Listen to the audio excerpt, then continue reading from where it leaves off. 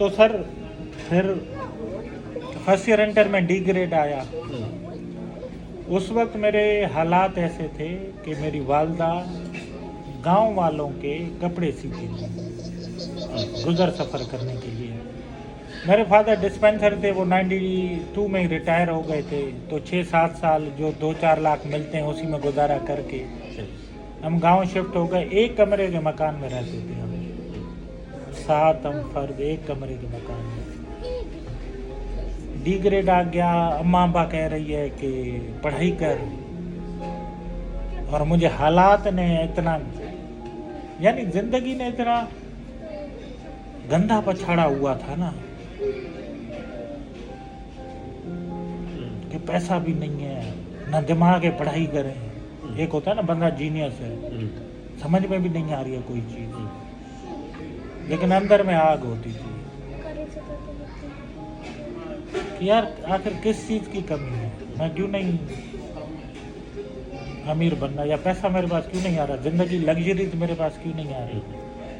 मुझे याद है मेरी अम्मा सिलाई करती थी, सिलाई के पैसे मिलते थे तो उससे अब्बा राशन लाते थे।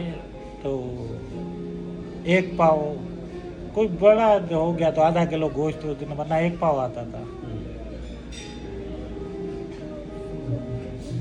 लेकिन अल्हम्दुलिल्लाह वक्त गुजरता गया, फर्स्ट ईयर इंटर में डी ग्रेड आया। तब से फिर मैंने बाग कमाना शुरू किया, आम और खजूरों के। हमारे अपने इतने थे नहीं तो ठेके पे लेते हैं हमारे यहाँ ना, ठेके पे लिए। तो इस जनवरी के मंथ में, नेक्स्ट मंथ आम के ना फूल निकलते हैं तो उसमें उनको पानी देना होता है। लेकिन गंदम के भी पानी चल रहे होते हैं तो गंदम वाले कहते हैं पहले नहर पे हमारा टाइम होगा फिर बाग वालों को मिलेगा। सर सुबह को 3 बजे उठ के ना जनवरी के महीने में, मुझे पता होता था साइंस सोया हुआ है, इसकी ज़मीन में आज इसका पानी चल रहा है, इसका पानी चुराता था। दिन में देते नहीं थे, बच्चे वो भाग जा, चल दफा हो, तू क्यों आया है। रात को मैं चुराता था। मैं उस वक्त इतना जुनूनी हो गया था, रात को 4 बजे 5 बजे मेरे बाग के साथ बहुत बड़ा कब्रिस्तान था पन्नो आके का, उसकी दीवार पे कब्रों के साथ बैठा होता था। उस वक्त यानी मैं स्पेस और टाइम से आउट था, वक्त और जगह से मुझे लोगों ने इतना पीछे धकेला हुआ था ना, इतना धुतकारा हुआ था ना, ये रेस्टिकेटेड है, लोफर है, रिश्तेदार कोई घर नहीं आने देता था। तो करते डिग्री इम्प्रूव किया। उस वक्त ना मेरे वाले साहब एक चीज़ कहा, मैं अब्बा से लड़ाई करता था कि अब्बा क्यों, आखिर कुछ नहीं, कोई काम वाम ये वो कुछ नहीं करते, तुम जो कहते हो तुमने भाइयों की शादियां करवाई, तुमने भाइयों की सपोर्ट की, बड़े भाई थे मेरे वाले साहब ना सबसे बड़े, तो आखिर क्यों। तो वो कहते थे, मेरे में थोड़ी सी बहुत खुदारी है, वो मैंने अपने वालिद साहब से सीखी। वो कहते थे क्या ये अंधे हैं, इनको नज़र नहीं आ रहा कि मेरे हालात कैसे हैं। जब मेरे पास था मैंने भाइयों के लिए सब कुछ किया, जो इन्होंने मांगा मैंने इनको दिया।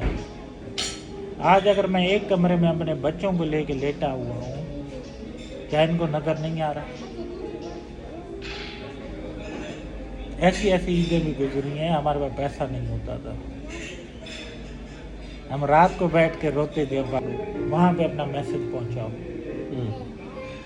इस तरह सर हमें पता लग गया कि ऑनलाइन अप्लाई करना है। लोगों को ईमेलों पे ईमेल है, कंपनीज को हर जगह धड़ाधड़, ज़रूरत है नहीं है मिलते कर जाता। सर हमें अफगानिस्तान भेज दो, लोकेशन का कोई इशू नहीं है, सैलरी नहीं देना बस उठा लो, गोद ले लो अपने। वो इसीलिए घर पे बैठूंगा, अपनी जेब से खाऊंगा। अगर ऑफिस में ये बुलाएंगे, सुबह को चाय भी मिलेगी, बैठने के लिए कुर्सी भी मिलेगी, एसी भी चलेगा और इंटरनेट भी मुफ्त होगा। पैसे ना दो मुझे, सिर्फ बुला लो। इस तरीके से सर करते करते हम पहले मुफ्त में काम किया। अब लोग कहते सर हम इंटर्नशिप करते हैं, कोई काम नहीं सिखाता। मैं उन्हें कहता हूँ जब मैं इंटर्नशिप पे था ना, सपोज इंजीनियर मैन के पास अगर इंटर्नशिप करने आया हूँ, जो इनका काम है ना, इनको कहता था आप बैठो मैं करूँगा। टेक्नीशियनों को मैं कहता था कि ये जो फाइबर की पैचिंग होती है आप मुझे बताओ, करूँगा मैं, तुम ना करो। सिर्फ मुझे बताओ, तुम मजे से बैठो, चाय पियोगे, पानी पियोगे, मैं लेकर आता हूँ। मैं उनका नौकर बन के उनके साथ काम करता हूँ, सिर्फ इसलिए जो हुनर तेरे में वो ट्रांसफ़र कैसे करूँगा। अगर मैं वो कहता मैं इंजीनियर हूँ, टेक्नीशियन ना करो, देखने से कुछ समझ में नहीं आता जब तक आप हाथ से नहीं करो।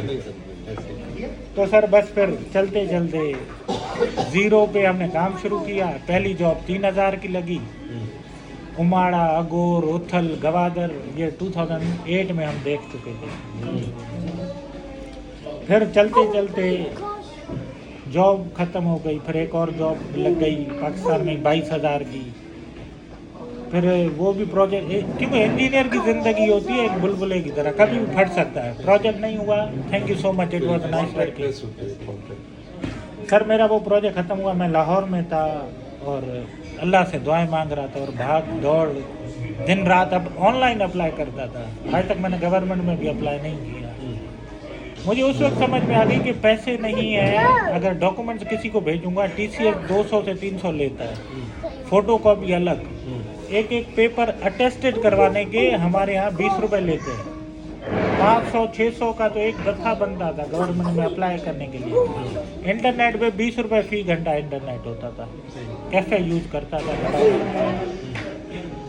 करते करते सर लाहौर में थे तो मुझे कोयत के नंबर से कॉल आई, खुद ही। मैंने कहा होगा कोई दोस्त वो इस वक्त जो रात को 11 बजे कॉल कर रहा है, और मैं मस्जिद से बाहर निकल रहा था क्योंकि वो शब्बे मेराज रात थी। मैंने कहा 12 बजे बंद हो जाएगा, कुछ खा लूँ। उसने कहा कि भाईजान आपका CV मिला है, क्या आप बहरीन आ सकते हो? और मैंने बहरीन का कभी नाम ही नहीं सुना, क्योंकि बहरीन छोटा सा कंट्री नज़र ही नहीं। मैंने कहा सर हम आएंगे, परसों ज्वाइनिंग चाहिए। मैंने कहा हाँ। कहता पासपोर्ट रेडी है? मैंने कहा हाँ सब चीज़ें रेडी हैं। वो कहता है हमारे पास जो CV है उसमें कराची का एड्रेस लिखा है, लेकिन हमारा ऑफिस लाहौर में है। अब ये मेरे वाले जो कहता था ना अल्लाह ताला छप्पर फाड़ के देगा, अल्लाह रास्ते खोलेगा। मैंने उन्हें कहा सर मैं इस वक्त लाहौर में खड़ा हूँ। इसलिए मैं दोस्तों को कहता हूँ खुदा को मैंने फील किया, देखा है मैंने, अल्लाह ताला ने मेरे लिए कैसे रास्ते बनाए। तो सर हम अगले दिन उनके ऑफिस गए, उन्होंने कहा कि हम आपको 1200 दिनार सैलरी देंगे, आप इंजीनियर हो, ये आपका पासपोर्ट दो, डॉक्यूमेंट दो। एक दिन में हमारा विजिट वीज़ा आ गया 7 दिन के लिए। अगले दिन उन्होंने कहा परसों छोड़ के तरसों आपकी फ़्लाइट है। हम सीधा कराची पहुँचे, अब्बा को बताया हमारा बहरीन काम हो गया, कोई यकीन नहीं कर रहा था। उस वक्त छुट्टियाँ थी तो मेरी फैमिली कराची आई हुई थी। उस वक्त तक मेरा एक भाई यूनिवर्सिटी जा चुका था और मैं अपने बहन भाइयों में सबसे बड़ा था। तो मामू आए, मामू ने वीज़ा देखा।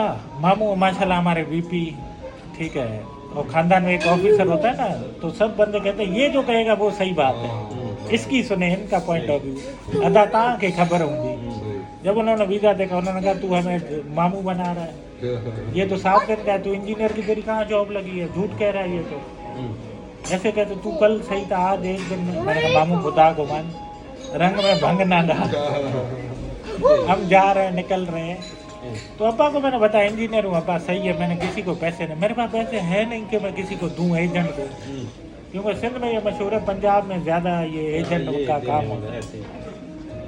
सर इस तरह हम फिर बहरीन पहुँचे और जब हम उस तजस्सुस था कि यार साईं को मेरी CV कहाँ से मिली, मैं तो इन्हें जानता भी नहीं हूँ। जब मैंने मालूम किया उनसे, उन्होंने कहा कि गफ़र हम एक प्रोजेक्ट के लिए बिड कर रहे थे एक और कंपनी के साथ, मोहम्मद अतीक नाम है, वो इंडियन बंदा कोयती कंपनी में काम करता है। उन्होंने लूज़ किया, हमने विन कर लिया। तो उसने तुम्हारी CV मुझे दी, कहता ये पाकिस्तानी लड़का है और बहुत डेस्परेट और मेहनती लग रहा है, इसको चांस दो। तो वहाँ से मेरी CV मिली। अब अल्लाह का करना देखें, मैं पाकिस्तानी, वो मोहम्मद अतीक इंडियन, और हम दोनों एक दूसरे को जानते थे लिंक्डइन पे। और मैं उसे कहता रहता था मुझे तेरे जैसा एक्सपीरियंस है, अगर कोई नौकरी आए तो बताना मुझे। अल्लाह मेहरबान, बंदा पहलवान। इस तरह हम बहरीन पहुंच गए सर। तो मैंने 8 माह काम किया। फिर 8 माह में मुझे बहरीन का पता लग गया कि गल्फ़ में मेरी कितनी औकात है। फिर मैंने हंट करना शुरू किया, यूरोप, अमेरिका, ऑस्ट्रेलिया, कनाडा, ठीक है। तो मेरा उस वक्त ये फोकस था कि पैसा कहाँ है ज़्यादा, अपॉर्चुनिटीज़ कहाँ है। मेरा ये फोकस नहीं था कि कनाडा ही बुला ले यार। लोगों से यार पूछो ना भाई यार, कहीं भी निकल जाए यार, तुम्हें पता ही नहीं है, जब कहीं भी निकल जाए तो जहाज़ वाला तुम्हें कहाँ ले जाएगा, जब तुम्हें खुद का पता नहीं है हमने कहाँ जाना है। तो इस तरह अमेरिका को हमने टारगेट करके 1.25 साल में मैं अमेरिका चला गया था। वो भी मैंने ऑनलाइन ऐसे लिंक्डइन पे जो जॉब ढूंढी थी। पिछले 12 साल से अमेरिका में है। अल्लाह ने मेहरबानी सर, ये सबसे बड़ा प्रोजेक्ट था फीफा का, ये भी हमारे प्रोफाइल में आ गया। बस बड़ी बात है। अभी जहाँ भी ये वर्ल्ड कप होगा ना, जिस भी कंट्री में, आपका चांस तो जरूर है, एक्सपीरियंस